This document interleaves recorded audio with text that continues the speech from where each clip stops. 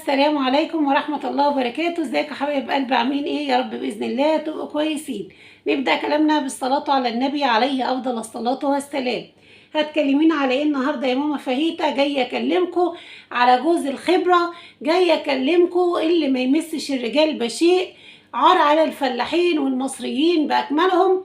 جاية أكلمكم على الدلدول، شبشب الست، وهي طبعا شبشب الست وكلبة السرايا، علشان طبق محشي بيوديها وطبق محشي بيجيبها. طبعا عرفنا هنتكلم على مين، هنتكلم على جوز الخبرة. جوز الخبرة يا جماعة طلع امبارح وشتم ريري وشتم كمان الصعايدة، وقال أدبه بألفاظ يعني قذرة زي وشه، راجل أصلا مش محترم، والآخر رجع اتذلل زي البوبي بالظبط، زي نظام مراته. هما كده ناس دليلة تملي على طول، يعملوا نفسهم ان هما شيء ويكبروا قوي قوي المشكلة، والاخر ينزلوا على مفيش. طبعا يا حبايبي شفنا قلة الادب والسفالة والالفاظ البذيئة اللي قالها. الفاظ صراحة ما تتقالش من راجل، تتقال من دلدول واحدة ركباشي يا حمار، وراجل اصلا ما يعرفش يعني ايه الرجولة. هو راجل بالبطاقة بس اساسا في الحياة وفي الواقع ماهوش راجل.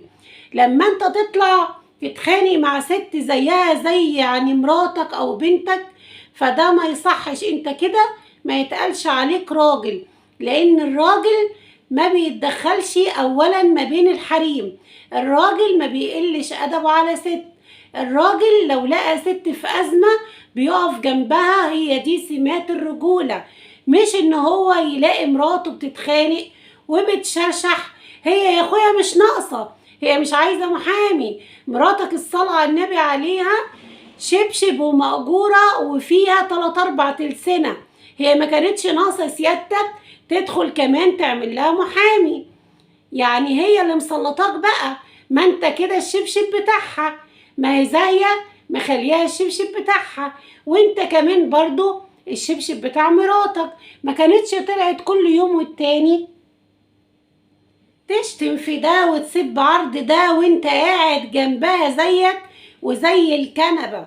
طبعا الكنبة يا حبايبي كلكم عارفينها، اللي هي قاعدة ليل ونهار فيها لغاية ما دودت وجالها تسلخات. وانت يا شبشب يعني كان المفروض عليكي بدل ما تقولي لجوزك وتقللي منه وتخليه يعني مش راجل في نظر الناس كلها، تقولي له لا ما تطلعش، لا مالكش دعوة بكلام الحريم. لكن للأسف انتوا عيلة كلها اشتكى على بعضها من أولها لآخرها، عيلة ما تعرفوش الأصول ولا الأدب ولا الاحترام.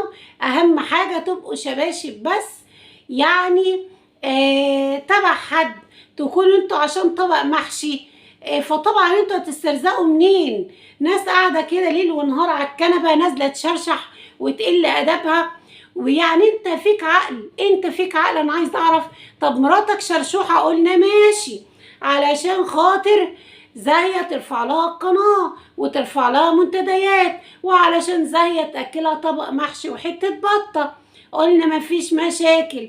طيب انت يا باشا، انت يا باشا يا ذكر يلي مكتوب كده في البطاقة اللي انت ذكر، لما تطلع تخلي واحدة محترمة صاحبة قناة وهي بتقول كلمة الحق وبتتكلم على أخطاء الشبشب بتاعك وبتتكلم على أخطاء زاهية الغدارة، بيعت العيش والملح وبيعت لحمها ودمها وبتجيب في عرض اخواتها وبتحط. انت مالك ومال قناة بتطلع تنتقد بكل أدب وملكش دعوة خالص؟ انت بتدور لا من بعيد ولا من قريب. اللي ليك فيه الشرشوحة بتاعتك، الشبشب بتاعتك، طبعا علشان بتمسح جوخ لزوزو باشا، علشان تكبر لها قناتها اللي عمرها بإذن الله ما هتكبر. تعرفي ليه يا شبشب عمر قناتك ما هتكبر؟ علشان انت منافقة وانت إنسانة ما عندكيش كرامة ولا عندك أصل، علشان انت إنسانة شبشب كلبة السرايا، ما عندكيش أصل.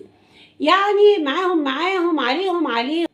الست تقولك يمين يمين شمال شمال، سب عرض اختي وسب عرض اخويا، وانت ماشيه دلدوله وجوزك كمان دلدوله ليكي.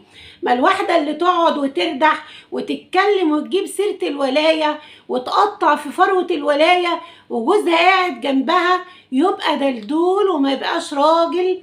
وعيب عليك لما تشتم الصعايدة. الصعايدة دول أسيادك، الصعايدة أسيادك، فعيب لما تغلط في رجالة زيك زيهم. وانت مالك بجوزها؟ وانت كنت شفت جوزها؟ ولا جوزها كان يعني دسلك على طرف؟ يلي ما عندكش كرامة ولا دم. واخرتها عملت ايه؟ اخرتها برضو طلعت زي الدلدول واعتذرت للصعايدة. طب كان ليه من الاول؟ كان ليه؟ وتقابلوا بقى على اللي هتشوفوه من الصعايدة ومن جميع القنوات يا منافقين. ده انت والله هيقعد لك في صحتك وعافيتك قبل ولاياكي. انت هيقعد لك. يعني دلوقتي لما تكون واحدة مريضة تقولك سب عرض اخواتك تسب عرض اخواتها. اتكلمي وقولي، اتكلمي وقولي. يا اختي يلعن ابو الدولار اللي هيجي بالمذلة، يلعن ابو الدولار اللي هيجي بغضب ربنا اللي انا بتكلم على الولاية. طيب يا ذكر، لما انت ذكر كده وفارد قلوعك قوي كده على الستات وفارد قلوعك قوي كده وعامل نفسك سيد الرجالة، ما بتطلعش ليه على حسام لما بيطلع بيسبك وبيعمل قفاك انت ومراتك يعني سجادة رايح جاي كده بيعملها سجادة؟ ما بتطلعش ليه يا ذكر وبترد ليه؟ ما بتردش على اهانات حسام عليك وعلى مراتك ليه؟ لما مبهدل مراتك وعامل يعني من فخدها بنيه. انا عايزه اعرف ما بتطلعش ليه يا ذكر بترد بس على الحريم؟ هو انت بترد على الحريم بس ولا تعاملك كلها مع الحريم عشان انت ترزي؟ انا عايزه اعرف ما بتردش ليه على الراجل اللي زيك زيه يا ذكر؟ انا عايزه اعرف بس انت محتواكي ايه يا شيخ؟ هو انت فاتحه القناه بس عشان ستك يا كلب السرايا؟ هو انت فاتحاها بس عشان هي تقولك قولي الفلان وقولي العلان؟ الله، انا عايزه اعرف محتواكي ايه. هو انت يا كلبه يا كلبه السرايا يا شبشب الهانم، انا عايزه اعرف حاجه. هو انت على كده مش عارفه ان في رب هيحاسب وفي رب هيقولك عملتي كده ليه وثبتي الاعراض؟ وهيخلص منك على فكره في الدنيا قبل الاخره. اوعي تفكري هيروح بعيد. واللي انت ماشيه وراه يا دلدوله يا خدامه الهانم يا شبشب الهانم هتتحاسبي عشانها وهتتحاسبي على كل كلمه بتقوليها. الله، طب ما تردوا على حسام، ما تردي يا شبشب على حسام ولا مش قادره؟ طب دي واحده بتنتقد بكل ادب وبكل احترام، انت عايزه تنتقد انتقدي براحتك. انت مالك تتكلم بقى على زاهيه، تتكلم على فلانه على علانه؟ انت مالك وايه يخصك؟ هو انت دلوقتي يعني حكموكي محاميه يا شبشب؟ انا عايزه اعرف هو اي حد يتكلم على الهانم بتاعتك تطلعي وتدافعي؟ ما احنا كلنا عارفين الفوله وكلنا يا حبيبتي راسيين عليها علشان خاطر تكبري قناتك على كتافها وعلى كتاف اخواتها وعرض اخواتها. انما هقول ايه؟ العيب مش عليكي، العيب على الهانم بتاعتك اللي سايباكي تنهشي في لحم اخواتها وعرضهم. قبل بقى انت والذكر بتاعك على اللي هيحصل لكم ان شاء الله. مافيا طلع امبارح في بس هزقوا ومسخروا وقالوا الصعايده اسيادك. كل القنوات هتحط عليكي يا شبشب انت والدلدول عديم الرجوله اللي معاك ان شاء الله. وغير كمان باذن الله تقابلي برضو هتتقاضوا قريب جدا بسبب برضو الست بتاعتك. فاصبري علينا كده واحنا هنروقك وهنظبطك. اما بخصوص بقى تيتا ام ايمن، تيتا ام ايمن كم مره تطلع تقول شرشحه الصعيد وتطلع تشتم في القنوات. انا معرفش صراحه بتمسح جوخ علشان قناتها تكبر، تمسح جوخ عشان خاطر الناس ترفع لها منتديات. فعيب عليك يا تيتا ام ايمن، احنا مراعيين ان انت ست كبيره وكم مره ريري وغيرها يقولولك مالكيش دعوه بالادوار دي وانت برضه مصره تبقي كارت شحن. فيا ريت اتمنى يا تيتا ام ايمن وده رجاء زي كل القنوات ما قالتلك مالكيش دعوه خالص بالامور دي علشان انت ست كبيره. واذا كان كله مراعي طبعا سنك فبعد كده يا تيتا ام ايمن مش هيراعوا، لان الانسان الكبير بيبقى كبير مقام وكبير رأي وكل حاجة.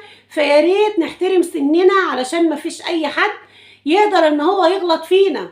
ولو غلطوا فينا يا تيتا ام ايمن بنرجع نقول القنوات بتغلط فينا. فاتمنى يا تيتا ام ايمن ما تتدخليش تاني في اي امور، خليكي في حالك. عايزه تنتقدي اي حد اتفضلي انتقدي، عايزه تعملي اي محتوى اتفضلي. فيا ريت يا تيتا ام ايمن ما تدخليش كارت شحن. والفيديو بتاعي كده يا حبايبي يكون خلص. ما تنسوناش بقى في اللايك والشير وتفعيل كلمه الكل عشان باذن الله يوصلكم مني كل جديد. وما تنسوش يا حبايبي اللايك. والسلام عليكم ورحمه الله وبركاته.